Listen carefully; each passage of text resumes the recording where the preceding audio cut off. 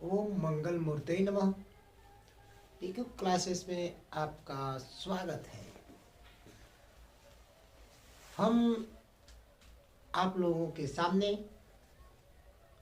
गति के नियम का जो अगली सीरीज है उसको लेकर प्रस्तुत हुए हैं, जिसमें आज हम लोग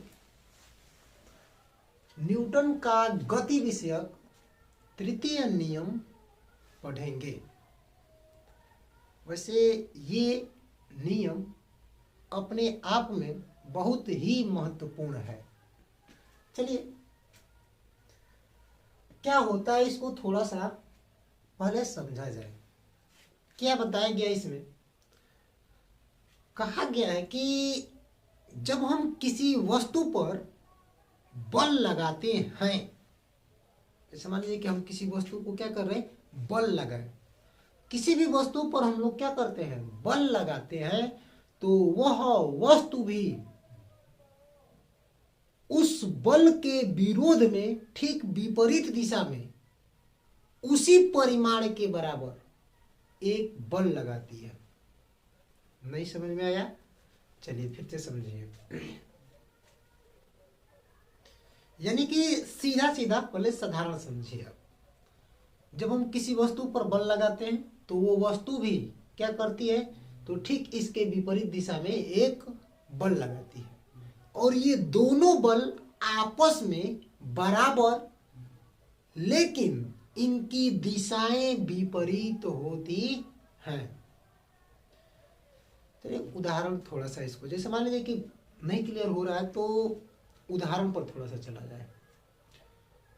जब हम लोग किसी गेंद को लेकर दीवार पर क्या करते हैं, फेंकते हैं, तो दीवार पर गेंद क्या करती है, जाके चोट करती है, और दीवार पर यानी कि गेंद ने क्या किया, जाके दीवार पर चोट किया, दीवार को अंदर करने का प्रयास किया। इस गेंद के द्वारा लगाए गए बल का दीवार ने क्या किया, विरोध किया, और ठीक उतना ही बल गेंद के ऊपर आरोपित हो गया, जिसके कारण गेंद ठीक विपरीत दिशा में विस्थापित हो जाती है। कुछ समझ में आया? यानी कि एक वस्तु के द्वारा क्या किया जाता है, बल लगाया जाता है, तो दूसरी वस्तु के द्वारा भी ठीक उसी क्षण, तत्क्षण उस बल के ठीक विपरीत दिशा में बराबर बल लगाया जाता है। यानी कि एक बल फिर दूसरा बल, और दोनों आपस में बराबर किंतु विपरीत हो, तो इसी नियम की व्याख्या होती है न्यूटन के गति विषयक तृतीय नियम में। अब समझिए थोड़ा सा और आगे। यानी कि जब पहली वस्तु के द्वारा जो बल लगाया जाता है, तो इस बल को क्रियात्मक बल कहते हैं। यानी कि पहली वस्तु के द्वारा जो बल लगाया जाएगा तो उसे क्या कहेंगे हम लोग, क्रियात्मक बल। और तत्क्षण इस बल के विपरीत दिशा में एक बराबर बल लगाया जाता है, उसको हम लोग कहते हैं प्रतिक्रियात्मक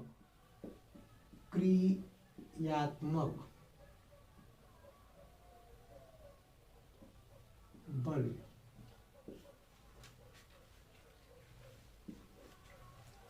इसी कारण हम लोग इसे क्रिया प्रतिक्रिया का भी नियम कहते हैं। जैसे मान लीजिए यहां पर थोड़ा सा ध्यान दिया जाए। जैसे मैं क्या कर रहा हूं कि अपने हाथों से बोर्ड के ऊपर बल आरोपित कर रहा हूं, उसको अंदर की ओर ढकेल रहा हूं, तो यह क्या कर रहा है, ठीक इसके विपरीत दिशा में भी ना हमारे हाथ के ऊपर एक बल लगा रहा है।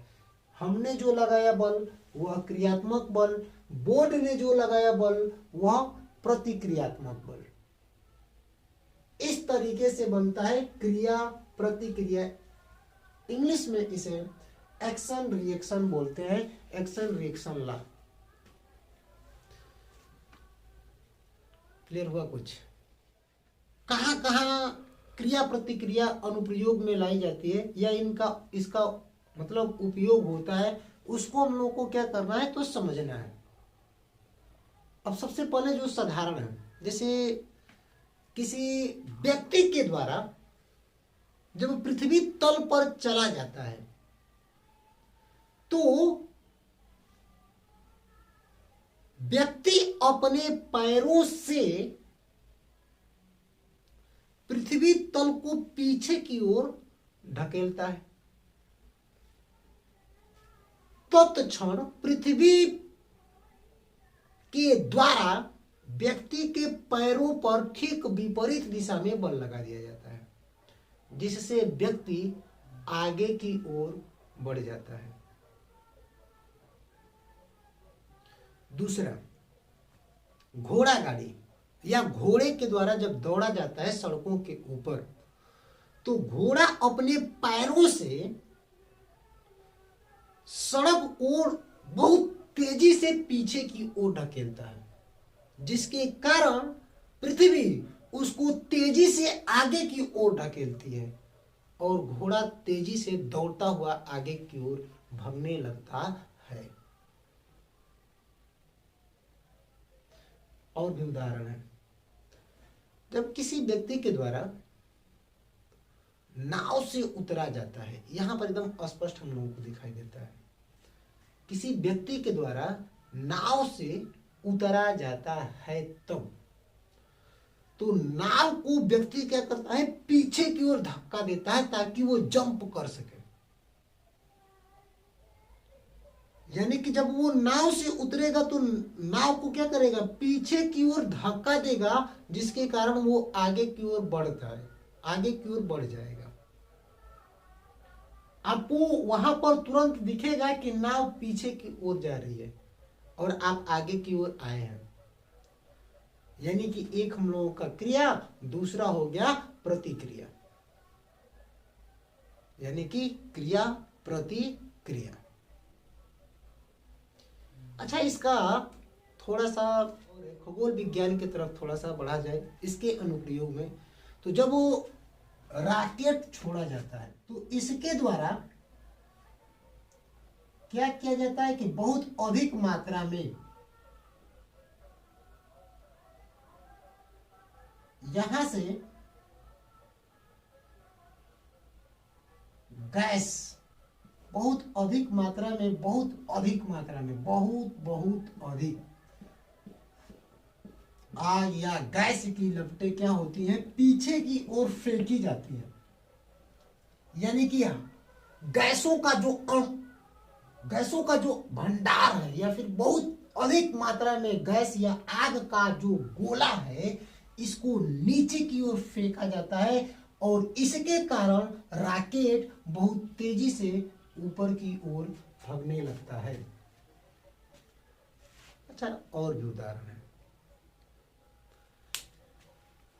हम लोग पृथ्वी तल पर इसलिए खड़े हो पा रहे हैं क्योंकि तल के द्वारा ठीक विपरीत दिशा में, ऊर्ध्वाधर दिशा में प्रतिक्रिया प्राप्त हो रही है।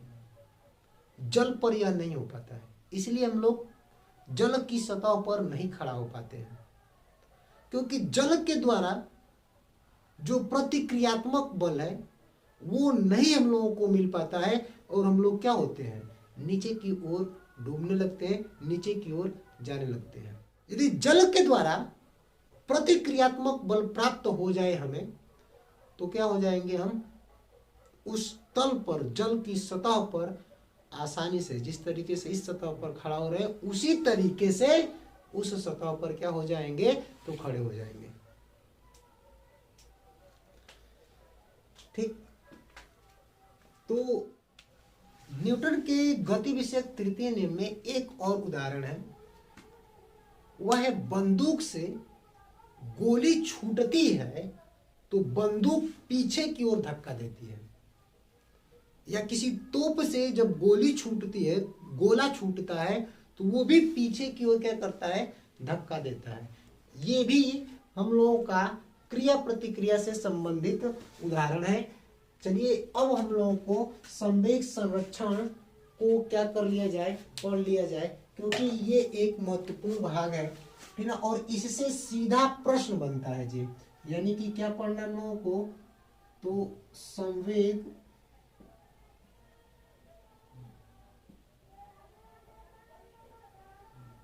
संरक्षण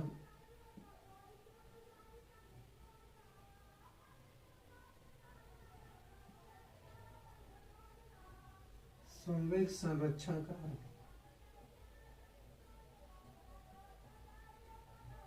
नियम।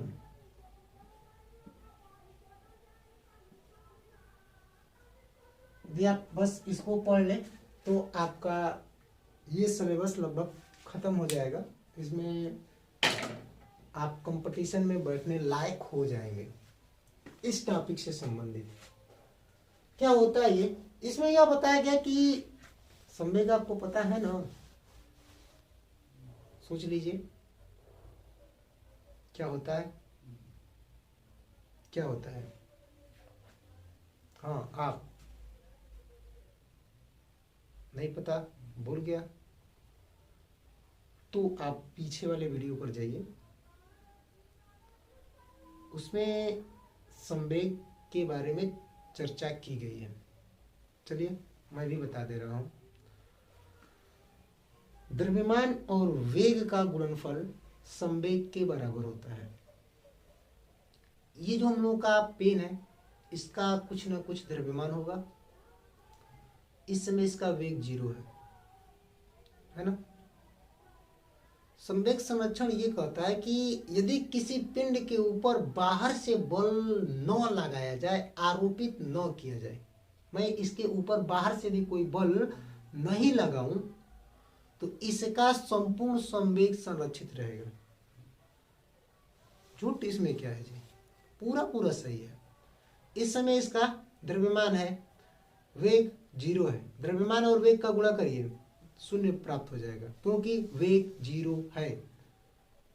द्रव्यमान कुछ होगा लेकिन वेग तो 0 है ना जी।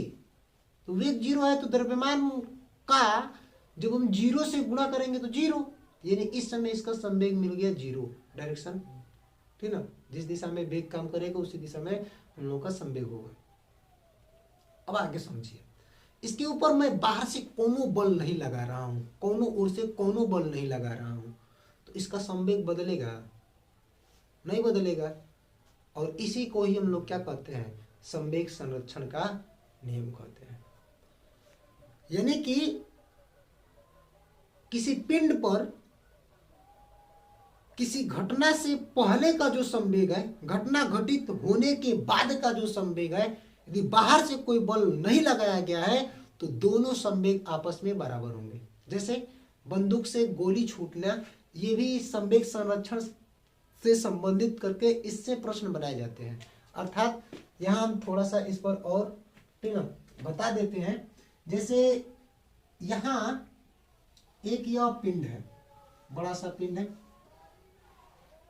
अपने रास्ता से करके जा रहा है,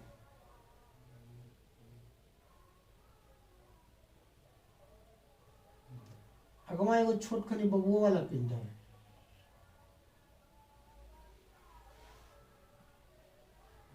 लेकिन इसका वेग अधिक है। मान लीजिए कि ये u1 है, इसका वेग u2 है। हमने सब यहाँ पर क्या है, u1 बड़ है u2 से, ठीक है। यानी तब ये हाल चल रहा होगा और ये धीमा धीमा, तो ये जल्दी जल्दी क्या करेगा, कवर करेगा, आगे जाके छोटका बच्चा से मिल जाएगा। और जब मिलेगा तो अभी हट, निर्जीव है, गेंद है, हटने के लिए हारन नहीं बजाएगा, इनको टक्कर मारेगा। और जब टक्कर मारेगा तो इनकी कुछ ऊर्जा, या फिर मान लीजिए कि आप सोलोनी मोशन में ऐसे चल रहे हैं, पीछे से कोई आके धक्का मार दिया तो थोड़ा सा आपका वेग क्या होता है, बढ़ जाता है। तो वही जब ये धीमे धीमे जा रहे हैं, ये बड़का किसको धक्का जब मारेगा तो इसका वेग क्या हो जाएगा, बढ़ेगा। यानी कि ये हम लोगों का टक्कर से पहले है, अभी टक्कर नहीं हुआ है, टक्कर से पहले। अब क्या होगा, तो कुछ समय के बाद जब इसका वेग अधिक है तो इसको टक्कर करेगा, ठीक ना।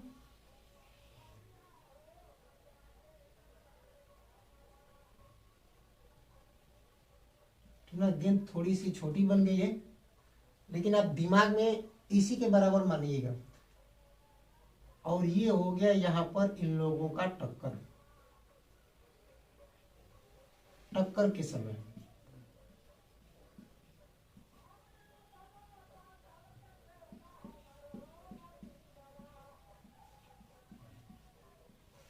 और एक बार और यहां पर हम बना लेते हैं टक्कर के बाद।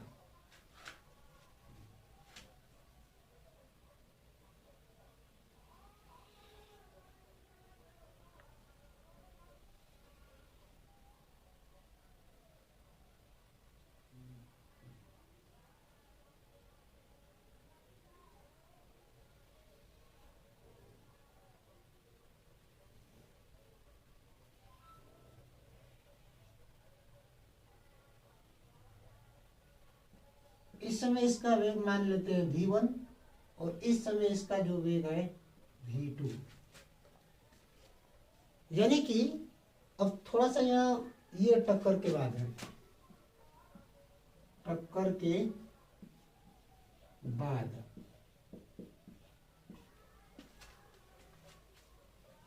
इसका वेग अधिक है, इसका वेग कम है। जब यह इसको टक्कर मारेगा तो निश्चित रूप से इसका वेग क्या हो जाएगा, बढ़ेगा। यानी इसका वेग अधिक हो जाएगा अब, और इसका वेग कम। यानी यहाँ पर हम लोगों का v1 छोटा होगा और v2 क्या होगा, तो बड़ा होगा। इसमें हम लोगों के द्वारा, मेरे द्वारा, आपके द्वारा कोई भी बल बाहर से नहीं लगाया जा रहा है। तो इसका मतलब कि टक्कर से पहले का जो संवेग है, टक्कर के बाद का जो संवेग है, ये दोनों संवेग आपस में बराबर होंगे। और यही से हम लोग क्वेश्चन को सॉल्व करते हैं। यानी कि टक्कर से पहले का संवेग, टक्कर से पहले का संवेग बराबर होगा टक्कर के बाद के संवेग के। टक्कर के बाद